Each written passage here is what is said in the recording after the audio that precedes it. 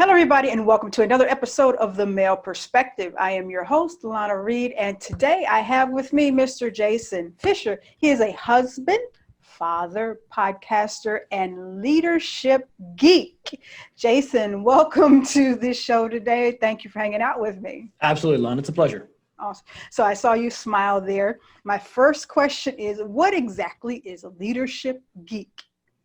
A leadership geek. So I've been doing some leadership development recently just to help improve myself, but also over the last 20 years, I've led teams from youth ministry to work teams to leading in my family and studying the psychology of how people work. Work psychological safety has become a really important issue in the last couple of years. So I'm into all of that stuff. I'm constantly reading those types of articles and trying to understand how I can be an effective leader wherever I am. Okay, I like that. A lot of people like to assume that they're leaders, but they have zero of the qualities and they take zero initiative to better themselves. And, I think it's very important that we be more proactive about it when we like to see ourselves in these roles and positions. So Absolutely. good. So let me start off with some cuteness because I was reading, getting ready for today, and I see that you host a podcast with your daughter, and that is the cutest thing. So tell me about that. How did that come about and everything? Well, I wanted to do podcasting for a while, and honestly, I thought it would be a great test to do with her and give us something to do together. Okay. She is an avid reader. I cannot keep her in enough books, and so we decided to do kind of a young adult book club together. Okay. So she picks newer books, and then every other month I pick the classics, and we just read through them and have discussions about them on our show. It's Reading Radio. Oh, that is too precious. Now, your daughter is homeschooled, correct? Yes, both of them. Both. Okay, there's two. Okay, I only read about that one. So the one that does the podcast with you, is she the older or younger or? She's the oldest. She turns 14 in 2 days. So pray for me. Happy early birthday. I have she'll be 25 in March. So I really do sympathize with you in the coming teenage battle. So I will keep you in my prayers. Thank you. So I kind of want to digress here for a minute or go off course. Your daughter's homeschooled, and that's a trend that a lot of parents are taking these days. When you're in the news, for some safety reasons, a lot of parents are doing it. But for you personally, in your family, what was the decision to homeschool your daughters?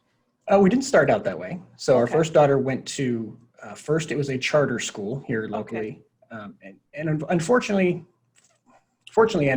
she had the opportunity for my wife staying home with her when she was younger, so had a lot of kind of a head start getting into things, and the other students in the charter school didn't have those opportunities, so we're a little privileged in that way.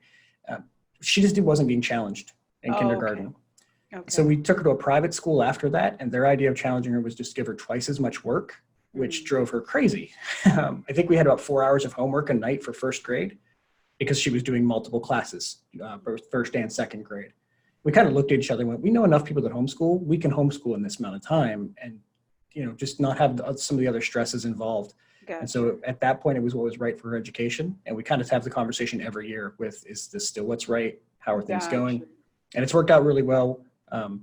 It's worked out well for us. Both kids are homeschooled. They do somewhat completely different things. We let them have their opportunities to, so, one plays a lot of music, one does a lot of baking. That's her science and chemistry class. She learns all that kind of stuff and loves it. And not good for my waistline, but great for my taste. I'm ready to say I couldn't live in your house. I have a terrible sweet tooth, so me and your daughter would be best of friends. And it's not like it's horrible and I got to throw it out. She's really good. So that's great. That is great. Yeah, I just everywhere I turn now, homeschooling is so popular, and I really think it's a beneficial tool because unfortunately there are a lot of lacks in the public education system. So you get to give your child a wider spectrum, a wider variety of things. Just like, when you said your daughter does the baking, and I'm way off topic here, but one of the things that people are pushing now for is like home economics to come back to school, and stuff like that, so it's just really wonderful. So let me get back on talking to you and what you do. Absolutely. I'll go wherever. I'm passionate about kids and the younger generation. And so it was just kind of clicked in my head. So you have another podcast. So we talked, first of all, what was the name of the podcast with your daughter again? Reading Radio. It's reading-radio.com. Okay. And you guys release weekly or? No, I can't read that fast. She could, but I can't. Okay. So about once a month, we do a classic and then a new book every other month. Kind of works out. Then we take the summer off just because we tried to do it one year and it was a nightmare. Too much going on. Okay, awesome. So the next podcast you have is called what? Be Better Tomorrow. Okay. And that's more so your leadership and stuff? Yes, that's more leadership geekery. I interview a lot of experts around the area, trying to find out. Basically, I'm kind of my own avatar. What is it that I need to know, and who can I learn that from? So I'll sit down and talk with an expert on how to market myself from a resume point of view, or a personal or internal review. Like my review's coming up here at work in a couple of weeks. How can I make sure that I'm making the most out of that? Because it's one of the few times you get to tell your boss how you're doing. Okay. Interviewed another person who was really good at that psychological safety aspect, being a servant leader. So we talked a lot about that, and what it means to lead people is more than just telling them what to do. It's caring about them as individuals. Okay. And so I've moved on a little bit more to doing some of my own podcasts in between those interviews, because I obviously love to talk. And so I want to get out there and kind of exercise those strengths of my own, looking to do more public speaking in that area, being certified with the John Maxwell program. So I wanted to have that as an opportunity to do that, but also to bring in experts in the field, whatever field it is, that become important. Okay. And that podcast is a weekly thing? No, it's about every 2 weeks. I try to do an interview a month and then do my own a month. So spread pretty thin with also having a full-time job. So I told myself I commit to what I can do. And then if things improve, I can always do more, but taking a step back is usually a little fatal. So I wanted to commit at a low bar. Okay. So listening to you talk, it seems like you've been on both ends of the spectrum. You've been not only a mentee, but a mentor, right? Yes. So two-part question. Now that you're here today, where you're at, what do you think are some good qualities for a mentee, and what are some good qualities for a mentor to be successful? That's good. 2 months ago, maybe I did an article on this, so it's kind of fresh in my brain. Okay. I assume you just did that in your research and you're that. No, I was just listening to you. I'm sorry. Okay. Well, no, good. So check that out at BeBetterTomorrow.com. But okay, we'll go there. Yeah, a person who as a mentee needs to be open and available to hearing feedback. Okay. And the mentor, I think, needs to have a comfortable enough relationship where the good feedback, the critical feedback, can help us grow. That's a really tricky place to balance.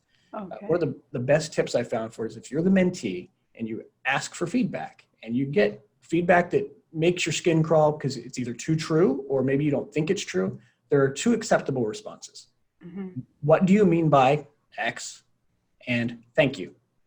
Because the minute you get defensive about that feedback, you're not going to get any more feedback that's helpful from that individual. Mm-hmm. I'm a big fan of making your critics your coaches. So even if they don't intend it necessarily to be helpful, people's perspectives are usually there for a reason. And so if somebody sees you a certain way, there may have been something you did to create that perspective. And you need to consider what that is and decide if that's a perspective you're okay with, or if it's something you need to change in yourself. Okay. I think that's human nature. That's really a difficult place for us. I mean, that's a really evolved person, because it mm-hmm. requires you to be able to look in the mirror and say, you know what, I'm not as awesome, as amazing that I think that I am. I can improve in this area and this area. And what this person pointed out to me has some validity to it. But, you know, we don't really want to admit our weaknesses sometimes, and I think not if we can help it. No. Oh yeah. It's tough. It's tough. So, you have a lot of, because I'm circling around in the corporate world, and you do mm-hmm. these corporate training things, and you have a lot of leaders out there in a leadership position. And Jason, quite honestly, some of them really, really suck. Like they have. That's when they should call me. And I can help. Yes, they really do. So, what are some very bad qualities of a leader? Bad qualities of a leader. So unfortunately, the people who get into positions of leadership tend to do so because they're really good at the work of the work, but not because they're people leaders. Okay. So we tend to promote the person who, if they're an accountant, is really good with the accounting piece. If they're developers, they're top-notch developers. So we make them a lead and then we make them a manager, but rarely do we give them the appropriate training to get there. Okay. So what I find is a big problem for a lot of newer leaders, especially, is they're the kind of people who, if it needs done, they're going to work harder, 60 hours to make it happen. That's why they're really good at what they do, or they love what they do, and they expect everyone else to do the same thing. Okay. The bad qualities are not helping to know the needs and wants of your people so that you can make a connection with them.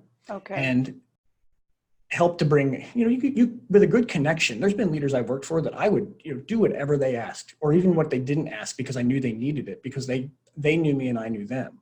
And I've had other leaders that demanded those things out of me, but when I asked, they couldn't tell me my wife's name. Okay. So I will only go as far as I have to for those leaders, because I can tell that I'm really just a tool to be utilized in that case. Okay. And if you think of your people just as resources to get things done, they'll know that, and you're not going to have a connection that really does anything but help you be an authoritarian leader. Okay. Well, that'll get you so far. It'll get you a certain direction, but you're going to leave a trail of bodies behind you, and people are going to be leaving left and right. True. And I think that's one of the things, the consequences or the collateral damages that a lot of companies have is you spend so much time training an employee, and there's cost and time involved in that. You really want them to stay, but some of the work ethics of some of our leadership, they're pushing them out. So it's kind of, you lose. And that's brings me to another thing. With today's corporate world, a lot of times we see there's a lot of scaling back. And what happens is you end up putting other job roles onto this one employee or worker. So now they've got like 3 or 4 jobs when they normally had one. And it's push, productivity. We got to perform. And the leader has this task of getting the most out of their workforce, but at the same time, they have pressures of putting more on their staff than what they, sometimes it's really difficult to find balance as a leader and, make those above you be satisfied as well. How do you kind of navigate all of that? Yeah, so one of the best descriptions I've heard for a great leader is, and I don't know what the explicitity rating is on your podcast, so I'll say just say a crap umbrella. Yeah. It's their job to protect the people underneath them from some of that. Okay. Leaders have to stand in a very weird gap that you kind of laid out there. There's people above them that are looking for them to absolutely get the job done because of these metrics and these demands. But at the same time, they have to care for their people. Sometimes it takes that leader standing up and saying, we need to set priorities because you've cut back. We have this person doing things they don't know how to do. I need to help. I need to get them trained in this because it's a new role and responsibility. Or I need to make sure that my people aren't going to leave because we can't afford to lose anybody else. And there has to be a pushback there of here's the things I can get done, or here's the things you've asked me to do. What can I take off the list, or what's the priority level? Because we can't possibly accomplish all of these things. Okay. And if you're good at what you do, and you're not usually a complaining kind of person, I found that leadership's usually okay with you pushing back with some transparency. Okay. And we could, maybe we can accomplish these 4 things, or we definitely can do 4. Maybe we can do 5, but it's going to require some extra hours. And that's going to start to drain people, and that can only go so long. So is that important enough to make that happen? And then will we have relief on the other side, or will it continue to be this, level 5 kind of push that makes things happen? And it's tough. It's really hard to manage up in that perspective if you don't have a good relationship with your upline. But that's why I suggest people establish those kind of things early on, so that your leaders know that, hey, this is me. I wouldn't just try to quit. I wouldn't try to push back if I didn't need to, but I've got to protect my people and really the business, because if everyone leaves, we're going to be in a really hard spot. Okay. Awesome tips. Now, I don't know where you're sitting at in your current work position, but what would you feel your own personal leadership style would be if you were to elevate to leadership of a company? And like I said, I'm not sure where you're at right now. Well, and so depending on which test that I take, I'm one of those high D kind of people at work a lot of times, and on the DISC profile. So I want to get things done. Okay. But I have to flex to being social and making connections with the people that need that as well.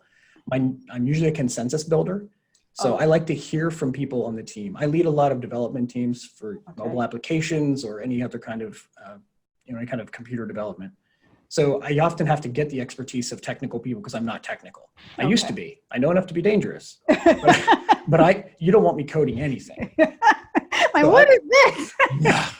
So I've got to get input from those people because they know what's going on. And I've got to trust that they're telling me the right thing. So that again comes back to that relationship aspect. But I also have to hear from the business as well, because they're the ones making the decisions on what needs to be done as far as priorities.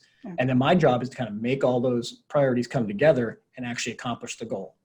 And that's a wonderful trait of a leader, to be able to say, you know what, I know I'm out in front, I know I'm leading the masses, but you know what, I really don't know about that. Can you explain that to me? I mean, yeah. I think and that's an area where a lot of leaders really fail, because they don't want to say to the team, I don't have the answers. I just don't know. I don't. There was a TV show called Bones. Did you ever watch it? Yes, I used to love that show. I did. Yes. The first season, they made her into a little bit more of a person who would say, I don't know what that means, in some social situation. Yeah. And I found that so just relieving that somebody who's that smart could say it. And so I just started adopting it. I'm sorry, I don't know what that means. Can you explain that to me? Yes. When you do it casually and don't make a big deal, people just look and explain it to you. Yeah. I'm a consultant, so I end up walking into places all the time where people are using different code, different initials, different vocabulary, and so it's easy to ask. And oftentimes I've asked about things and they'll look at me like, ASAP, as soon as possible. But, oh, sorry. I thought that was a specialized thing. I just had to make sure. And you make those mistakes, and they learn that you're not stupid eventually. But, sometimes that happens, and it's okay to take that risk, because as long as it means you're learning along the way. Yes. I know going to parenting, I think that was one of my saving graces with my daughter, because a lot of times children always expect their parents to know everything, but she would, growing up, ask me questions like, you know what, babe, I really don't know, but you know what, we can sit down and figure it out together, Now let me move to parenting, because I mentioned in the opening that you are a father and a husband, and we've been talking about leadership. So what is it that you've noticed about the leadership skills that you've learned that you use in your day-to-day life as a husband, as a father? So it comes back to those connections, right? Okay. I could very easily, oh, wait a minute, let me pause. Oh, sure. Maybe your wife thinks she's the leader. I'm not sure. She's not here, so she would laugh at that joke. We share a sense of humor. Okay. Let me start with the children, and I'll do that. Okay. Now I totally lost what I was going to say. It's like, how would you feel your leadership skills segue into your role as a husband and a father? So it does come to that relationship thing. That's where I was going to go. I could take the tack, and I maybe grew up a little more with this, that you're just going to do what I say. You just do it. But I was never satisfied with that, and I learned very quickly. My oldest daughter makes me angry because she reminds me of me. So I find that the child that is most like you will show you your most irritating qualities in a light that you will not appreciate, and they'll frustrate you. Picking that up early enough, I was able to start using her as a coach and go, oh, where'd she get that? She got that from me. Okay. But I did the same thing you did. So here's the reason we have this rule. Here's why we do it. It's part of being a part of this family. And because I love you and you love me, we're going to work through this together. Okay. And it's very rarely that I have ever had to say, because I said so. There's occasionally like, look, we're running out of time. I'd love to have this conversation later, but right now your room needs picked up. Just go pick up your room. We'll talk, and then we can have a discussion. Yes. And I've even tried to train them, like, don't come to people with complaints. Nobody wants to hear your complaints. Come with a solution. And not only but anybody will be willing to listen to you. Okay. But when all we do is complain to our leadership, you're just another noise in the background. Okay. So. And how long have you been married now? Good question. 18 years this year. Awesome. So if your wife was here, since she's not here to hear my leadership joke, how would you think she would, or what do you think she would say you have changed and grown over the years from when the two of you first started together to today as leadership, in a leadership role? Leadership. I don't know what she would say. As a husband. So there's only been, we've always had that symbiotic kind of, let's work this out together relationship. Awesome. Okay. So I've probably become more patient over the years. I had a bit of a temper early on in life and started to grow out of it in my 20s. And then we were married when I was 23. So I was through a lot of it. Okay. The kids got to see a little bit of it, which still shames me to this day. It's one of those things. Something on Facebook said, hey, ask these questions to your kids without any prompting and see what kind of answers you get. One of them was, if I was a superhero, who would I be? Both of my girls said the Incredible Hulk. Oh, you wouldn't like me when I'm angry.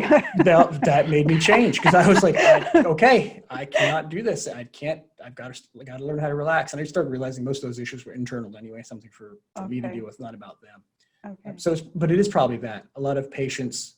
We've fought a lot through communication issues, where you assume the other person knows what you're talking about and they're just being obstinate. That's usually not the case, especially in a loving relationship. So we started a lot of conversations with, okay, I'm not trying to start a fight. Here's what I'm hearing. Is that what you mean?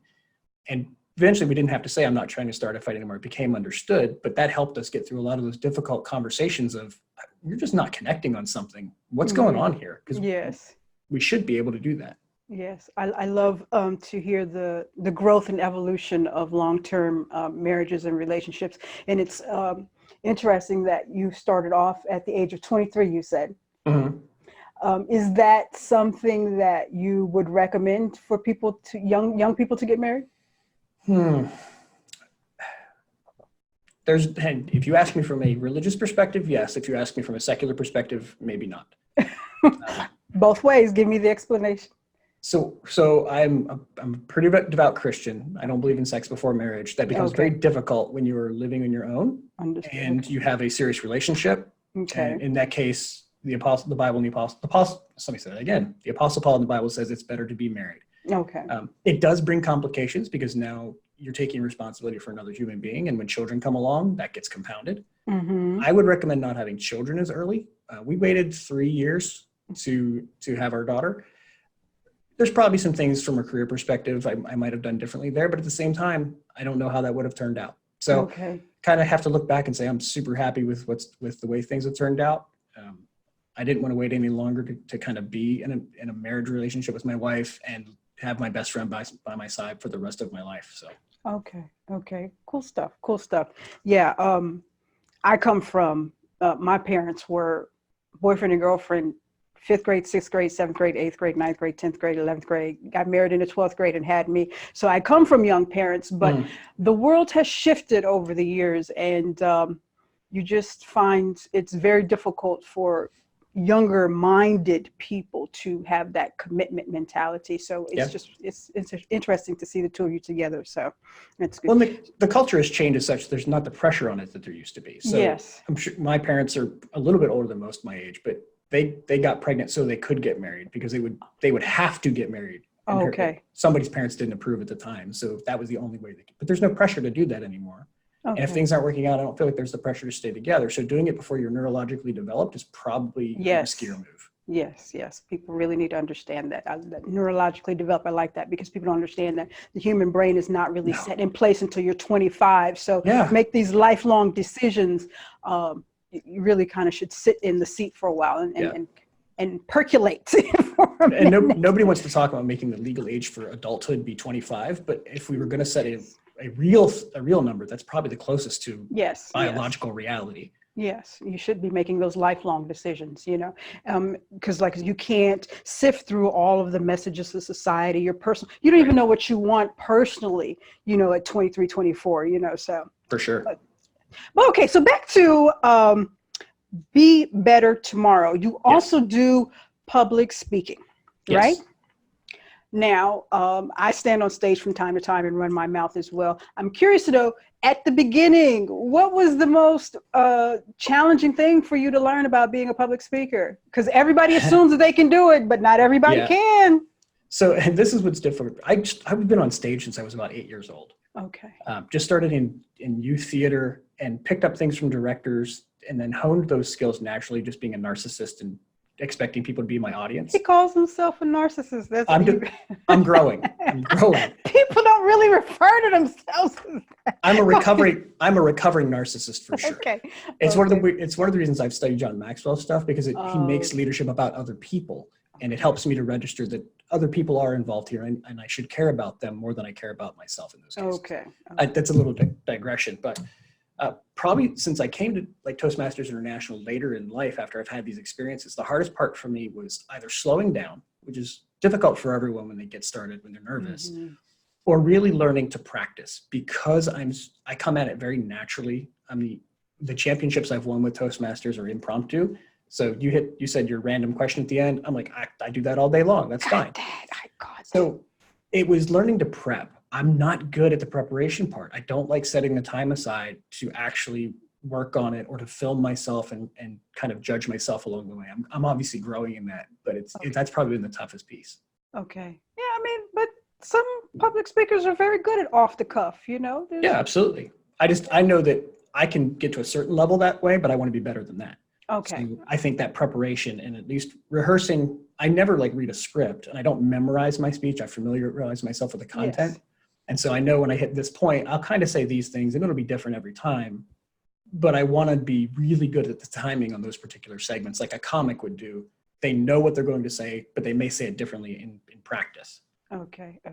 So do you think that, because everybody always says everybody has a book in them, everybody has a story, do you think everybody is able to get on stage and do public speaking as well? They can. I don't know if they should. Okay. It's for some people, it's a lot of work to get to a point where you're engaging enough to be listened to for long periods of time. Mm-hmm. I think everyone should learn how to speak in front of people for their career growth. I always say speaking is leading. If you want to be a leader in your organization, you've got to be up there in front of people, front of mind, making yourself and your opinions known in a productive way so that when they think about a good idea, they think about you, the person who brought it to them, and that's you. Okay. So everyone should get to a certain level of comfort being able to speak in front of a group, present their ideas well, organize that structure, maybe do it with slides if they're really good about it. But everyone being up on stage giving keynote addresses, they maybe get there, but it may not be, as they say, the juice may not be worth the squeeze. Got you. Good tips. I really think, like you said, people really should at least a couple of times practice public speaking. I have a lot of concerns with today's world. We tend to hide a lot behind our computers, our internets, mm-hmm. our phone. So we're becoming these introverted creatures. We're just really kind of communicating with each other. So I really think people need to start connecting and being in front of people and getting more intimate one-on-one. And, even on a small arena, just standing in front of it and saying, hey, this is what I have to say. This is my viewpoint. This is how I feel mm-hmm. about it. Da, da, da, da. But on those levels, I think people really should try it, even if it's at your family reunion and you get up and announce, such and such or whatever, but you should learn that skill. Yeah, if you're looking for it, Toastmasters International is wonderful. Okay. You get in there, it's a super safe environment. Everyone wants you to succeed. Everyone's got a kind word to say about what you do. And you can practice there. If you're going to fail, that's where you want to fail before you do it in somewhere where it counts like a career or in front of people that are going to see you again and make fun of you. Okay. So before we do the random question, first, I want to ask, what is the next book that you and baby girl are reading? What's on the list? Right now, we're reading Lord of the Flies. So that'll be published. And she has one picked after that. I'm not sure. I can't remember the name of it. So it was my turn this time. And then I think after that, I might do Of Mice and Men because it'll be a little shorter. Love that one. I'll get through it. I used to have a little friend, but he doesn't. Okay. Yeah. And one of my goals is to make her cry at a book because she says she doesn't cry no matter how sad the books are. And I'm like, I will find something. Books should be a tearjerker. Yeah, she should have something. And is she baking sometime soon? I might have to stop by. My youngest, probably, yes. She wants to do a bunch of stuff for Valentine's Day. So she's looking for pre-orders at Valentine's Day. We'll see how that works out. Cool. That is so sweet. And hey, pre-orders. So she's like a young businesswoman too. She wants to be. It's harder because in podcasting, I know that world and I can help my daughter with that. And my others like, I want to cook. Like, I can help you eat, but I don't know how to do that business. So let's look it up. Let's figure out some opportunities and see what we can make happen. Yes, there's so many young kids out there starting their own businesses, and I love that. That's the kind of stuff I think that needs taught in schools nowadays. Like some basic economics and how to start your own company. Because if you're dissatisfied with the jobs that are out there, there's a great way to fix that. Just be your own boss. Do freelancing or start your own business or whatever it is that you can do. And you'll find out that maybe it's not so easy and have some respect for the other people who do it, but at the same time, you might be great. You might have a successful story. Yes. Business ownership. There's a lot of skills that they need to be teaching in schools before we release these young people out into the world. And they don't know how to balance a checkbook. They don't know how to go and sign up for a water or power account or whatever. But I was watching on Facebook the other day, a couple of months ago, this mother had given her child a $20 bill at the gas station and told her daughter to put some gas in the car. And her daughter was trying to scoot the $20 bill in the... No. Oh, gosh. In the card reader? Yes. There's another great one out there where they give kids a rotary phone and told them to try to dial it. It's like, yes. I mean, maybe you don't need that skill anymore, obviously, but that's fun. Still, you should know some working knowledge of right. Maybe a history lesson on this is how phones used to work. It was just, I was just watching her like, oh, baby girl, please. But anyways, and so when is the next episode of Be Better Tomorrow coming out? It will drop on the first Monday in February. First Monday in February, so we look for that. All right, we're going to do the random question here, and then I'm going to give you a chance to let everybody know how they connect with you, because you do coaching yourself, right? I do, yes. Okay. So I have 3 websites there at the end. It'll be fun. Okay. Let's see what we got here. Dun, dun, dun. Uh-oh. What is the most useful thing your mom or dad has taught you? All right, so I will loop this back to my wife. My dad was 50 years old when I was born. Okay. So by the time I was getting married, he was getting up there, and he'd had some bad health issues early in life. So we weren't really the go out and play catch kind of person. Okay. And we never had any kind of deep conversations. But he called me before my wedding, and he was like, listen, I don't know that I've been the best example of how to be a father and husband, but you just need to remember that it's all about her. You got to take care of her. You got to love her. You got to make sure she's comfortable and feels protected. And that's your job from here on out. Awesome. And because it happens so rarely, I can, still remember where I was sitting. I remember that moment. It's always in my head. Even if we fight, I got to come back and make it right. Even if she, usually it's her fault, but I got to come back and make it right. I got to make sure I send her this. She'll laugh. She'll laugh. So that's probably the most practical, useful thing he ever taught me, and it's stuck with me and probably made my marriage as successful as it is today. Awesome. I love it. I love it. I love the fact that you do what you do. I love the fact that you and your wife have been together so long and continued years for that. I love the fact that you're homeschooling your kids, because I just think that there's much more of a quality education available sometimes at home than in public. I just love everything. I just love everything. Thank you. I love everything. So give everybody a way to connect with you for everything that you're doing. So let everybody know. Sure. Jason R. Fisher is where you can find all my coaching and leadership information.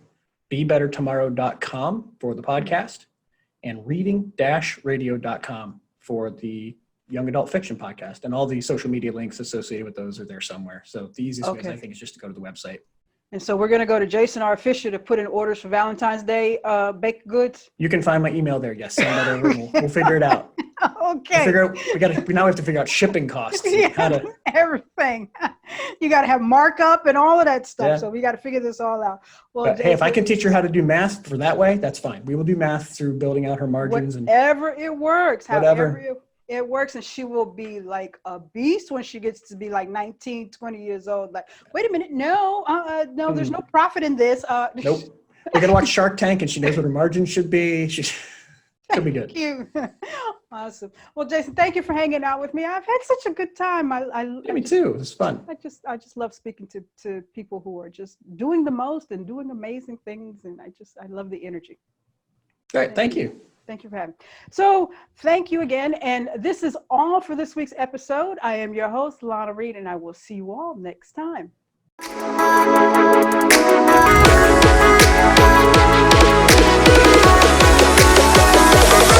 Oh.